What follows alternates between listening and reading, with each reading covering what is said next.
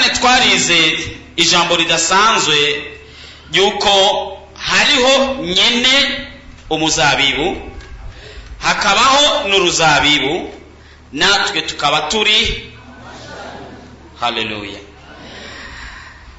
Hari nyene uruzabibu, uwo ni Imana. Uruzabibu rukaba nde?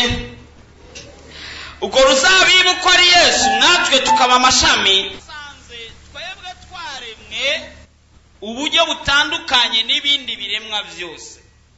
Ndabisubiremo.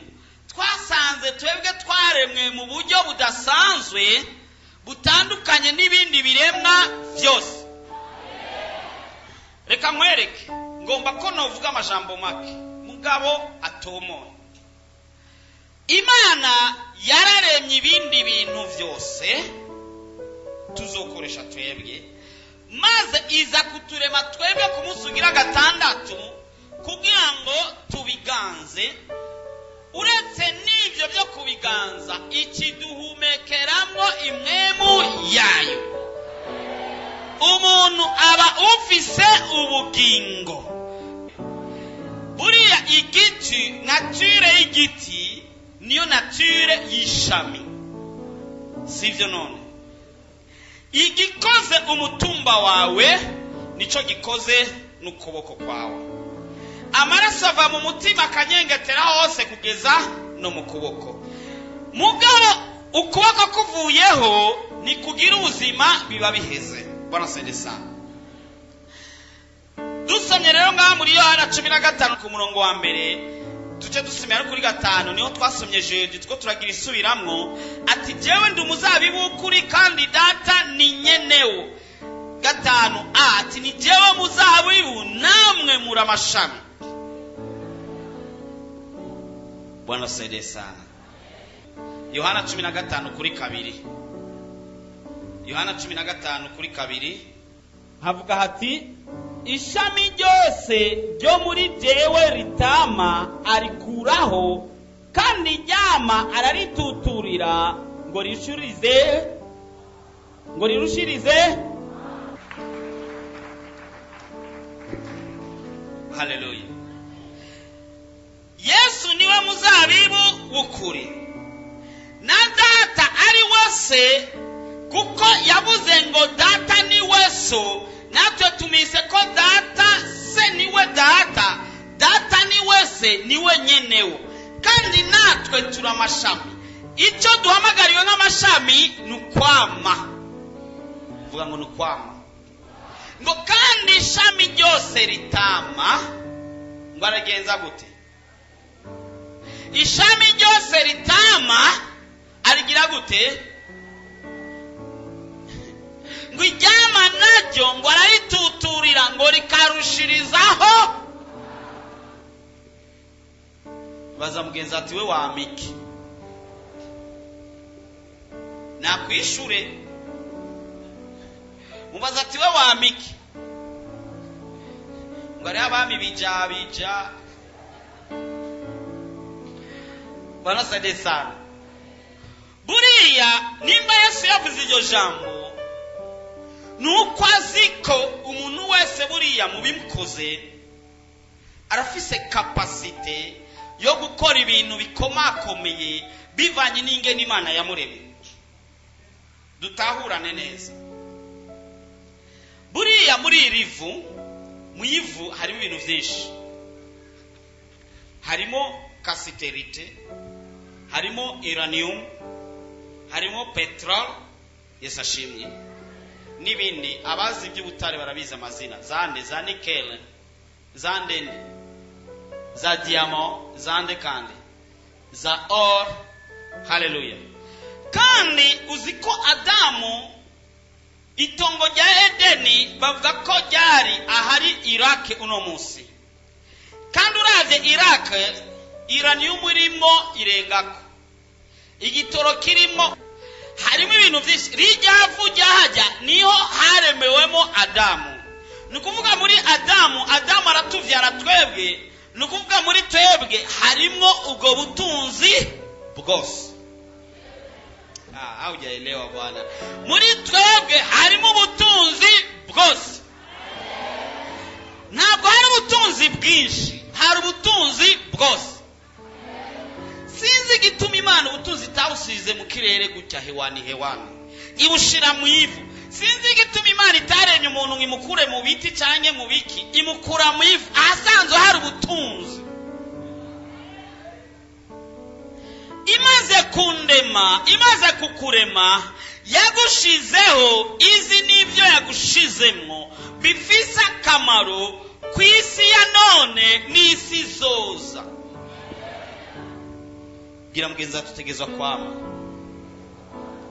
Haleluya, haleluya, haleluya, haleluya. Ibyo wama ni vya bindi Imana yakuremanye. Hari ndirimbo ndamaze kuibaririmbira kandi reka ndayisubiremo. Natamani kwenda mbinguni kwa baba yangu, maisha ya dunia yamenishinda. Bwana saidie sana. Waririmbye iyo ndirimbo sinzi igituma. Ariko umuntu wese nobaza nti ugomba kuja mu ijuru ninde, muhava mushira ukuboko hejuru mutamenye neza ikibazo nyirambaza. Hari abantu bipfuza kujya mu ijuru hakiri kare, kandi Imana irashoboye kubarekurira gutaha hakiri kare mu gihe utari kurama. Irakata iryo shami ikavuga ati ntaco uri umwana wanje, ndagukase uratashe kuko ntaco ndiko ndagukurako, ntaco mariye. Iyo Imana igomba kuja mu ijuru atacu ukoze, umunsi wakizwa niwo munsi wategezwa gucupfa. Ariko umaze gukizwa irakurindiriye umwaka uraheze, iriko iraraba ico uri kuramara. Imyaka 2 iraheze ariko araraba ico uri kuramara.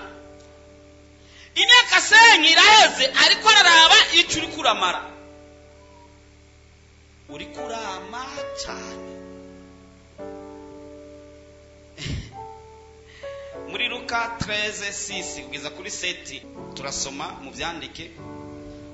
Luka butumubwiza uko bwanditswe na Luka igice 13:6 kugeza ku 7 ngo kandi abacira uyu mugani ati habaye umuntu yari afise umusukoni watewe mu ruzabibu rwiwe, araza arawurondera ku isukoni arazibura. Abwira umukozi w'uruzabibu ati raba none ni imyaka 3 nza kurondera isukoni kuri uyu musukoni sinzibone, ubuce ugasarira iki aha hantu. Ni ubutumwa bwiza uko bwanditswe na Luka igice 13 guhera ku 6 kugeza ku 7. Yesu aca umugani ati hari umubosi, hari umurimyi, hari umupatron yari afise umurima wiwe w'isukoni. Ariko aje kuraba isukoni asanga nta sukoni ziriko. Imagine ufise hegitari y'ibiti by'imyembe cyangwa amavoka, gwera ngakugeza hanaka cyangwa dufata umurima uva ngo ngakugeza kuri Gardinor,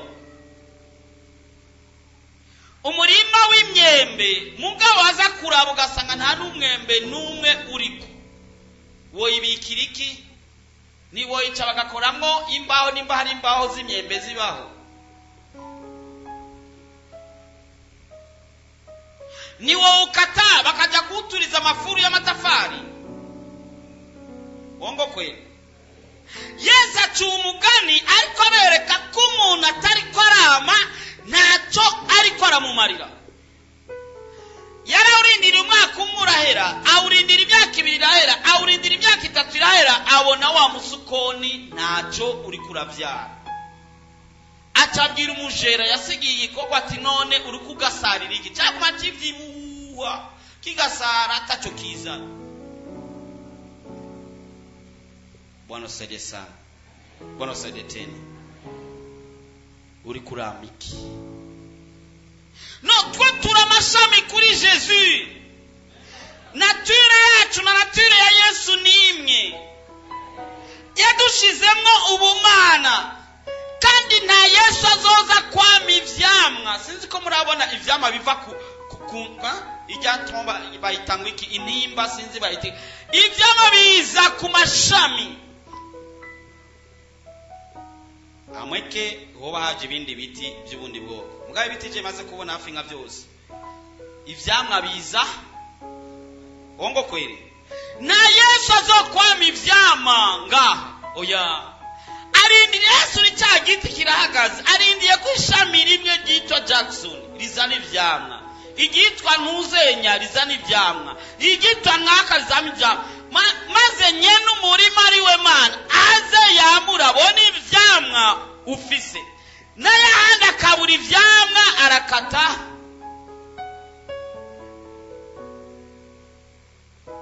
Imana igomba ko tubaho imyaka myinshi dusaze turiko dukora ibikorwa vyayo mu mpemu no mukuri. Niyo mpamvu Bibiri itavuga ngo mu ijuru ngo hari abasore 24 n'abazehe tuzotayo twazahetse. Haleluya, haleluya, haleluya, haleluya. Ukaguma gusa hafi y'Imana gusuguma nyene uryoherwa mugabo nacyo kuramara kukishijwe nta ngorane, arakwimbura hakiri kare ukigira mu ijuru.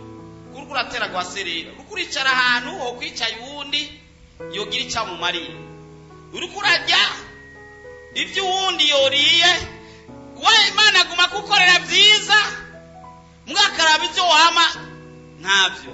Kicavuga ati rero uyu rero nubwo atabajene bari hariya reka benda mwimbura kuko ntacyo nabonye amaze. Hari igihe wibwira impamvu, nta mpamvu nimwe ibaho ku Mana.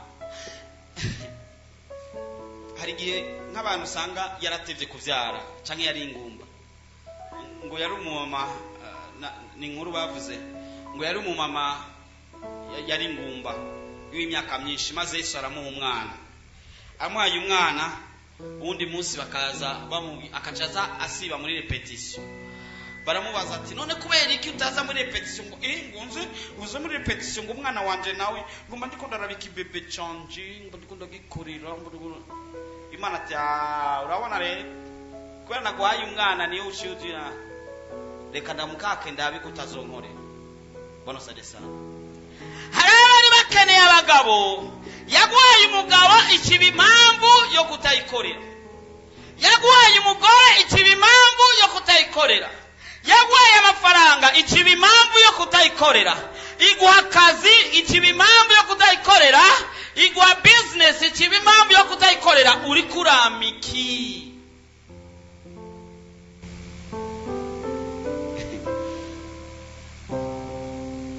hariho inkuru y'umusukoni yindi,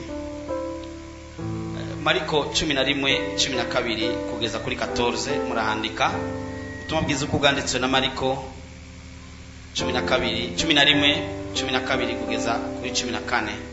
Dusomye kuri 12 havuga ngo bukeye bamaze kuva i Betaniya yumva arashonje. Uwo ninde?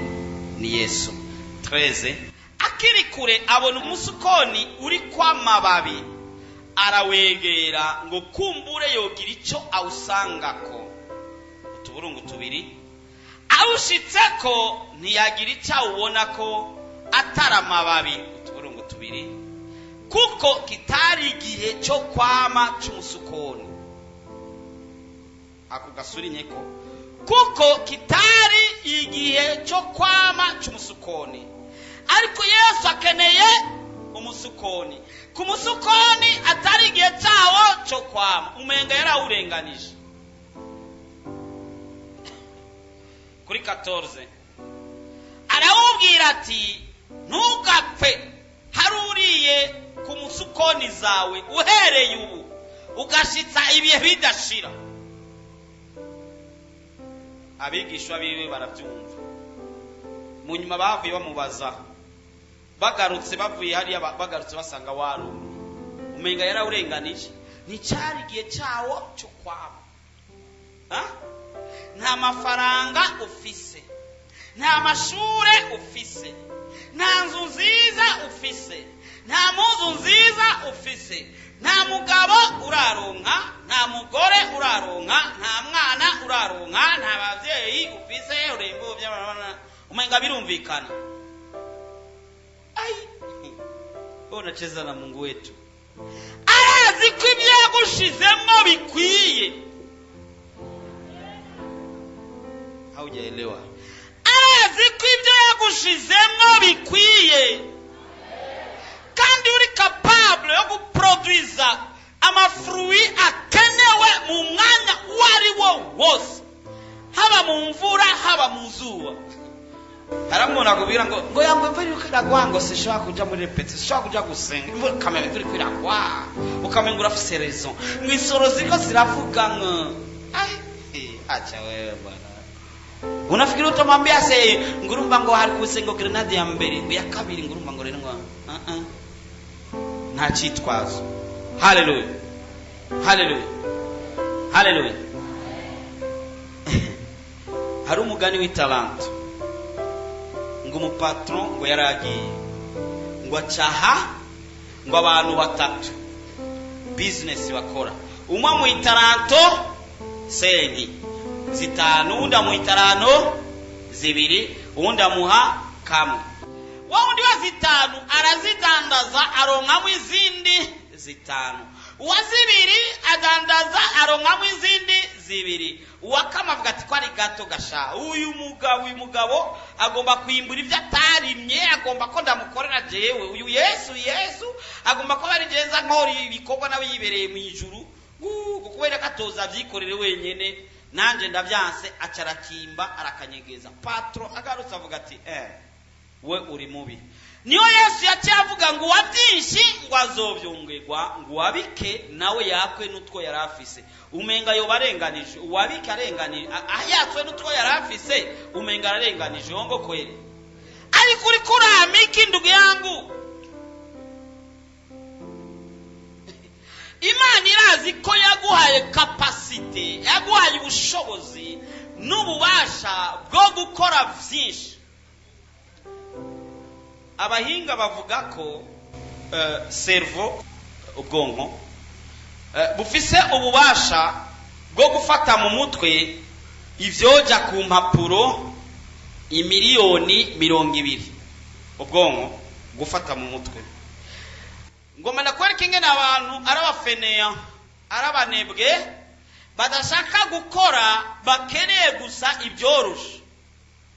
Abahinga bakavuga ko umunyabwenge wa mbere kwisi, umusavant wa mbere kwisi, akoresha ubwenge cerveau ifise butarenza 10%. Abose bagundura ibintu muzi bigundurika byatari byahambaye bimeze gukuraho, abose ntibararenza 10% y'ubwenge Imana yashize mu mutwe w'umuntu. Wewe ukoresha ubunganiki, kutaratora no gukora ikibiriti. Banasade sana ivyoja mu mutwe bijya byo kuboroka. Urabona ko nagakaye kambe gakunarira kuboroka. Umuntu arafise ubasha bwo kuboroka ibintu byoja ku mapuro imiliyoni 200. Izo miliyoni 200 z'imapuro na mafeye asanzwe bayapanganishije hamwe yokwira ibirometero 40,000 uduga hejuru. Ibirometero 40,000 sinzi ko ari ngana hehe. 40,000 by'ibirometero uwandanyuja hejuru. Ivyo bitabo byose urashoboye kubishira mu mutwe wawe. Niyo capacity Imana yahaye umwana w'umuntu. Nabakubwira ngo kuririmba ngo no indirimbo no zifata mu mutwe, ngo imirongo ya Bibiliya ifata mu mutwe jewe. Ai, Imana yaduhaye cerveau ikwije byose. Hallelujah. Imana nishobora kugusaba ikitagwa, irazi ko yagukoze mu ivu ntaryo, yadukoze muri matière idasanzwe.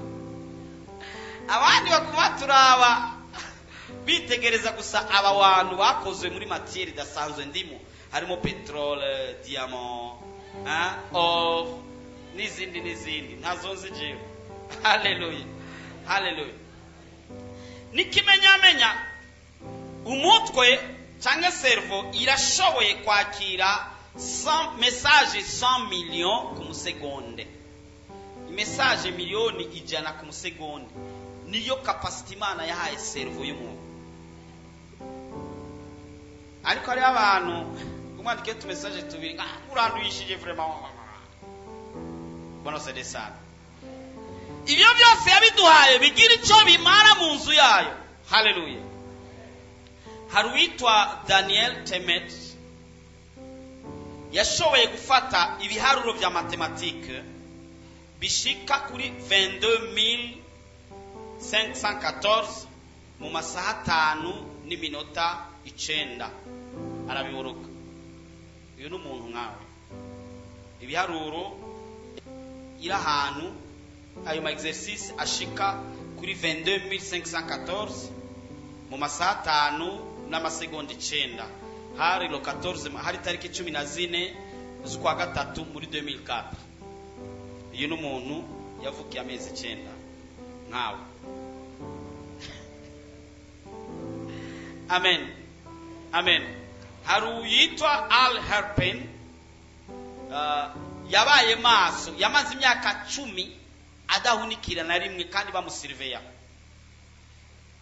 Atigeze asinzira na rimwe, yava ku kazi agashikira muhira, agashikira ku ntebe yiwe, agafata ibitabo agasoma, ukarinda buca akaca yitegura agasubira ku kazi. Imyaka 10 irahera kandi yarafise umutwe nk'uwo wowe ufise, kandi nta muti yanywa ubituma, kandi yararamvye amara imyaka yapfuye afise imyaka 94, kandi abaganga barakurana kuverifya ubuzima bwiwe ko bukiri neza, ko ata miti yashizemo cyangwa ko bitononye sante yiwe, basanga amagara yiwe ameze neza. Uyu ni umuntu nkawe Imana yaremye kandi yavukiye amezi 9. Kandi hari abaprematire n'ivyo, hari n'abarenza ko amezi basi yavutse yavyawe n'umugore. Hari utabyawe n'umugore mu bari ngaha, yavyawe n'umugore nkuko kwiwawe. Bwana zaide sana. Hari uwitwa Harold Williams yahora avuga, yarazi indimi 58. We uzi zingahe? Zine. Uzi zingahe? Umuntu wa mbere azizi indimi nyinshi nga muri eglise atubwire.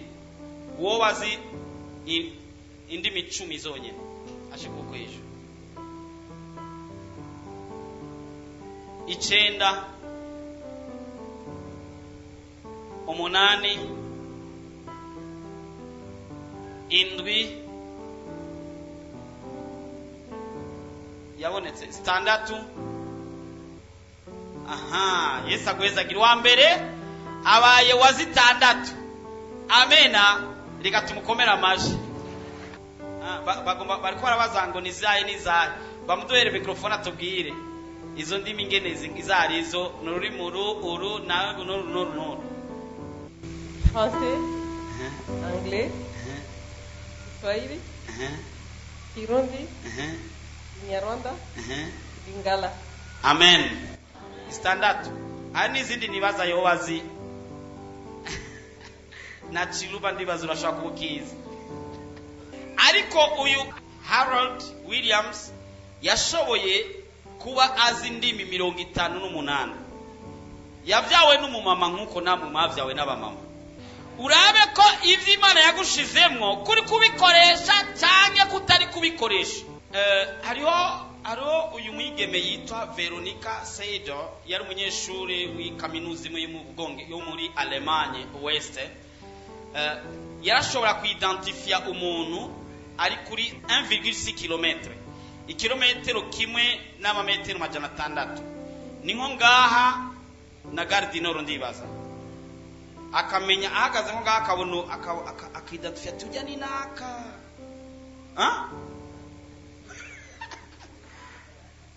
Avec amaso yavukanye nkuko nawe wavukanye amaso.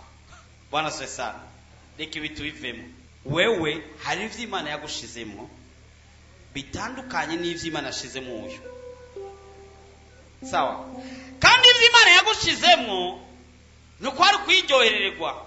Nukugira ngo bigire icyo bimara mu nzu y'Imana. uzi siporo irafise ikimaze mu nzu y'Imana. Uzi kurya, uzi kuririmba, uzi gusimba, uzi matematike, uzi icyongereza, igifaransa, uzi busharpanti, icyo uzi icyo ufise kirafise icyo kimaze mu nzu y'Imana. Ngo ishami ryose ritama arakupa agakura. Abantu rero bigumira muri rya jambo ngo natamani kwenda mbinguni kwa baba yangu. Ngo abantu bose bifuza kuja mu ijuru ngo nabafeneya. Ngo ntibashaka gukora. Rindi rusaze abari uzogenda. Kubera wumvise mu ijuru ngo nakaruhuko nta gukora ntaki, uca wifuza kugenda hakiri kare usiga impfuvyi ngana n'abapfakazi. Basigare bagogo.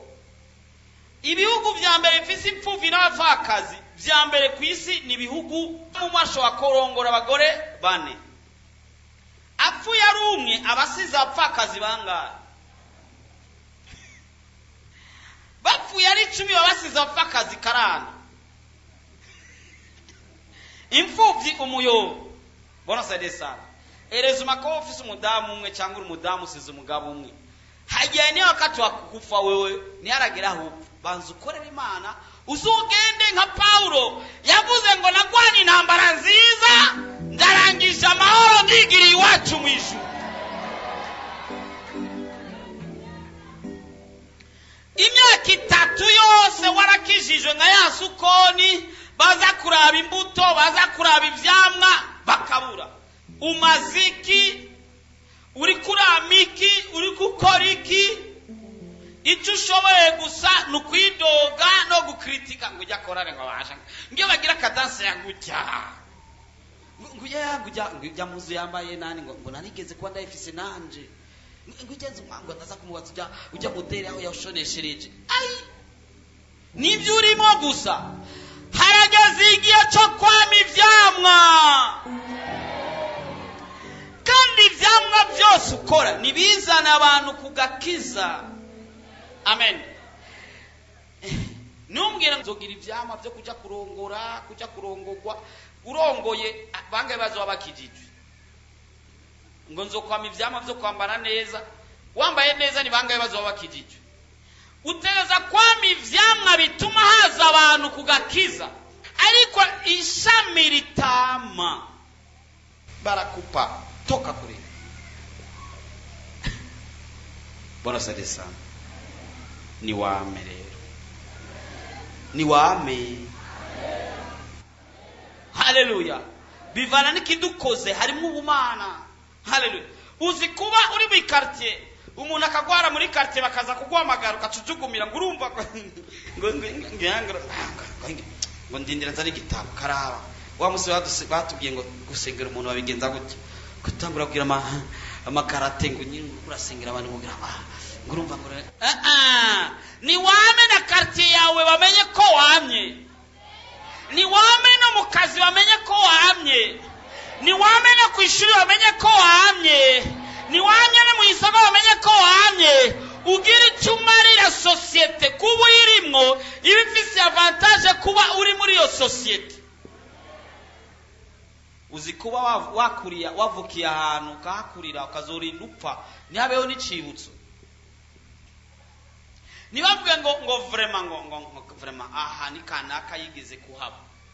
Inaka vraiment niyo yabwiye ubutumwa naka niwe yatumye ikartier yacu ikizwa. Ariko utwana wavyaye hirya no hino abahungu sinza abakobwa bakwagirizwa, wagirizwa abakobwa, wagirizwa abagabo abandi, wagirizwa ndo maisha yo. Uriko wamiki. Hari abama urwanko, hari abama ingeso mbi, hari abama ubusambanyi, hari abama ubwivyi, wama ibintu byinshi bibi. Ariko haragazaho twama imbuto nziza zikwiranye no kwizera. Yesu rero amaze kuvuma wa musukoni, abigisha bacara mubaza ati wa musukoni kabisa humye. Yesu abwira ati ibi ni bidogo sana. Murasoma mu bandani. Yesu abwira ati ati namwe mugira ukwizera mudakekeranya n'imisozi woyibwira ikava ngaha ikimukira ahandi. Haleluya. Ariko je natangajwe n'iyo musukoni wari ufise ibibabi vyiza. Hari umukristo ubona vraiment ukavuga ati antuka uyu antuka ari inimwemu ari mu mpemu vraiment mugarawe ivyo yama ukabibura. Raba uwo yazanye mugakiza n'uyu umwe ntawe. Raba ibikorwa basakora mu nzu y'Imana niki kimwe ntarigera akora. Nico cyagiye ukoma induru imbere y'Imana ngo Imana ati toka uyu ni naka wala kandi nyuma yiwe ndabona abantu veni, ndabona ko akora ibikorwa vyanje, ndabona ko ari twarareka ivyanje, ndabona ingene ko akora bivuye ku mutima, ndiko ndabona ingene akora mu mwemu no mukuri, ndiko ndabona ingene akora bivuye indani bwina atarinda gusunikwa.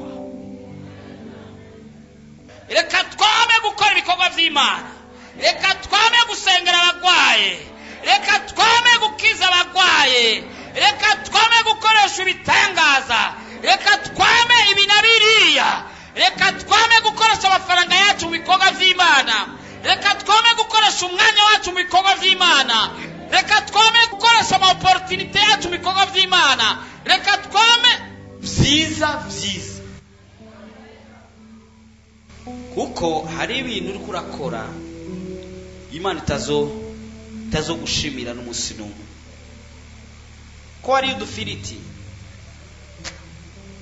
ntabwo byanditse muri Bibiliya ko uzobazwa ngo wari ibiki gasha, ngo wari warariye neza wewe n'uruhuke winjire mu bwami bw'Imana.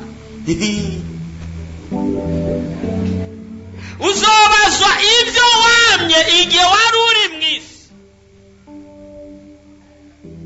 Wafashije abagowe banganiki, wafashije imfuvyi zinganiki. Hari n'icitwa don, harimo ingabire hakabamwo n'impano. Haleluya. Ndabisobanure neza. Impano nijya muntu avukana. Hari impano ushobora gukoresha nubwo ubupaganye nubwo buri mu mwemu irakora. Example, aba musiciens bahora baririmba iz'Imana bakagwa bakomeza baririmba kwa kundi nyene. Iyo ni impano. Sawa. Iyo ni mvukane, ni impano ikurimwo Imana yashizemwo, ishobora gukoreshwa n'Imana cyangwa igakoreshwa na Satani. Naho yo bari umupagani yaririmba karimbo k'Imana ukumva ati nayo umupagani yakaririmba ukumva ati vraiment, ugasanga yirushije umukristo. Bwana sadesa. Iyo ni Imana. Ariko don, ingabire urayihabwa uri ku gikorwa. Ugahabwa ingabire yo kuririmba, ugahabwa ingabire yo kuvuga ubutumwa, ugahabwa ingabire y'iki na kiriya. Iyoyo uvuye mu mwemu irafifiya. Niyo handi umuririmbyi uwo munsi atasengize neza indirimbo uca wumva itagira amavuta. Mugabo ufise impano ashaka bavuye gusambana arakuririmbira wowe wahuru ukavuga ati ai n'umupagani ariko aranyura umogi akaririmba indirimbo y'Imana ukumva vraiment ahubwo uja no mu mweme. Bwana sadesa. Bwana sadetena. Sasa iyo mano ufise ni ngombwa uyimenye. Haleluya, amen. Iyo ngabire nayo ufise ni ngombwa uyimenye kandi zirarutana. Urafise ingabire yawe ukagira n'impano yawe yitwa nsumba zose. Murabona izi ntoke zanje, hari urutoke rukuru mu Kirundi bita nsumba zose, hariho n'urukurikira sinzi ngene bagwita ngo zoji bwami niko bavuze. Hariho n'urukurikira gatonya buke iri ngaha bayita ngo ni ngomba ngono kubara bakomba makono. Ngo je ndibaza no gwita undi zina. Hariyo iyi nayo bita agaherezi, iyi nayo bayita urukumu. Bwana se sana. Buriya urutoke rwose rufise igikorwa cyarwo. Haleluya. Ariko urafise urutoke rusha izindi uburebure. Buriya ufise ingabire nyinshi ariko ufise isumba zose. Haleluya. Korera mu ngabire yawe sumba zose, ukorere muri tala yawe mu mano yawe sumba zose. Haleluya. Nizi zindi ntuzireke kuko urutoke rumwe ntirushaka kwikorana rwonyene rutaronsi zizindi kugira ngo rukore ibikenewe byose. Haleluya. Amen. Amen.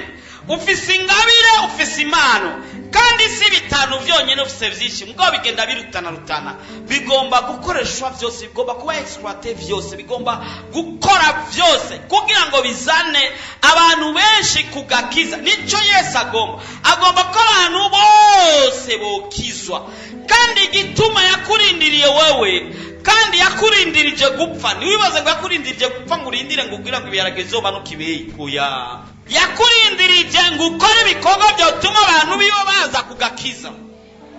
Naye handi yatabaruko umuntu abakizwa akaca mwica akaja mu ijuru, ukizwa agacapfa akaja mu ijuru. Nta nundi muntu yonasubiye gukizwa, ahubwo akurindirije kugira ngo ukore ibikorwa byotuma n'abandi baza kugakiza.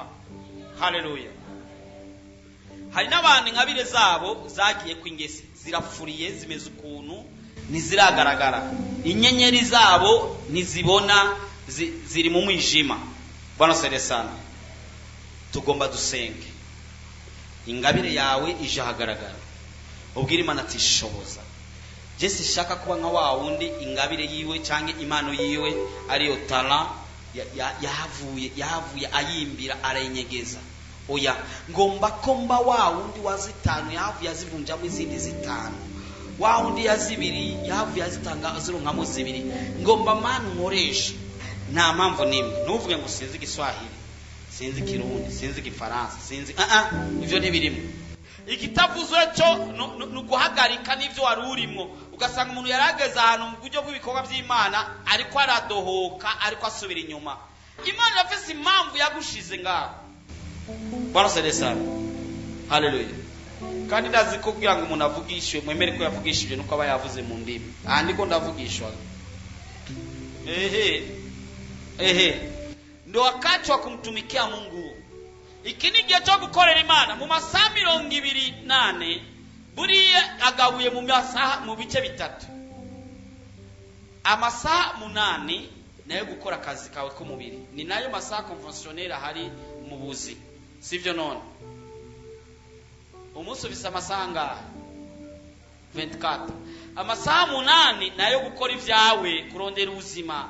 Ayandi masaha 8 yakuryama yo gusinzira. Ayandi masaha 8 ku munsi nayo gukorera mu Imana.